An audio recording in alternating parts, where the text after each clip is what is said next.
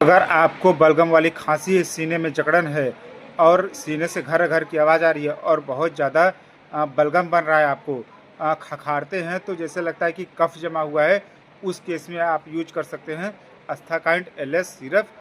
इसकी adult dose है 1-1 ढक्कन 3 टाइम यानी 10 ml 3 टाइम आप ले सकते हैं।